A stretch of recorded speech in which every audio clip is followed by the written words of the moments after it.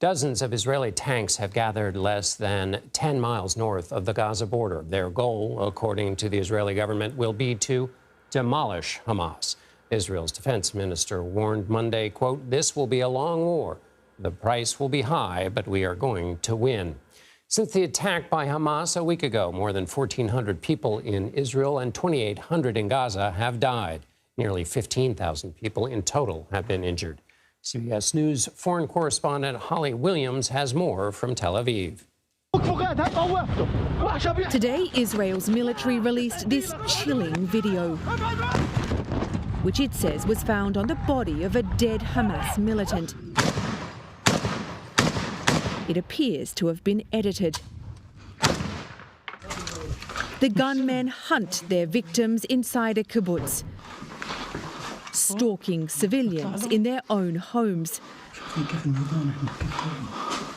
until finally the militants killed. Israel says it's also discovered documents in the aftermath of the attack, including this handbook with instructions for blindfolding and executing captives. Today, we were taken to an Israeli military base to see this cache of weapons seized from Hamas. So here we have hand grenades, over here we have anti-tank bombs or IEDs, and over here we have anti-tank missiles. This really is quite an arsenal. Israel's military claims some of it was made in Iran and North Korea. We knew that they were getting more sophisticated. We knew that they were getting funds and training from Iran, but this is something else. Shai is a dual US-Israeli citizen and a reservist in Israel's military, who's come from his home in New York to join the fight. Do you want to go into the Gaza Strip to fight? I personally want to sit on the beach and have a gin and tonic.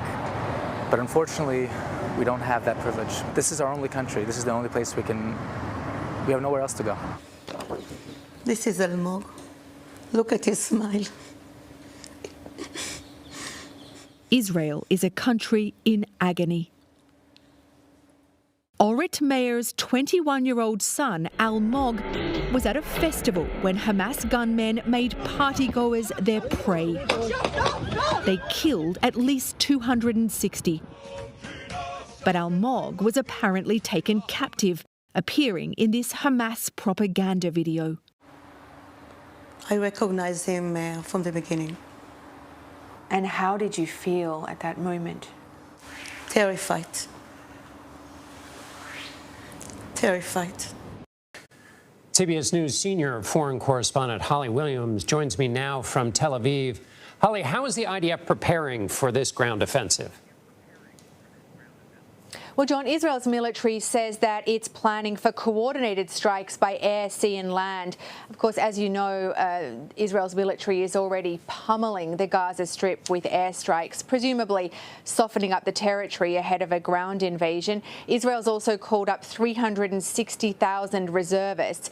And when you go to the area in southern Israel that borders the Gaza Strip, and we've been spending a lot of time there in the last few days, you can see a kind of massive military build-up that's occurred there.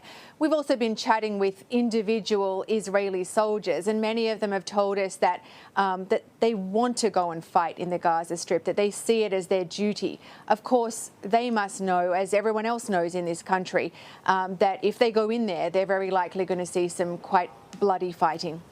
And Holly, what is the goal, or have they stacked the goals in terms of rescuing the hostages, holding Gaza? Do they talk about goals and the orders of once this ground invasion starts?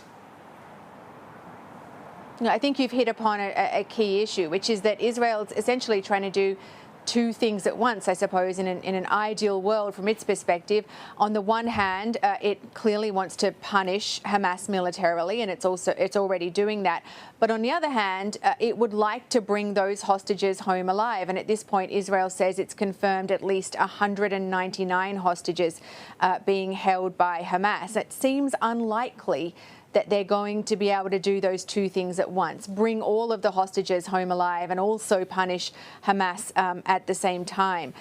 This evening, Hamas seemed to suggest that it might be willing or wanting to do some kind of a prisoner swap, exchanging those captives for the 6,000 Palestinians that it says are being held in Israeli prisons. But at the same time, Hamas has also claimed that many of the hostages have already been killed in Israeli airstrikes, which of course we cannot confirm. And finally, Holly, Israel's Iron Dome is so famed. How much has Israel's defense been relying on the Iron Dome at this period?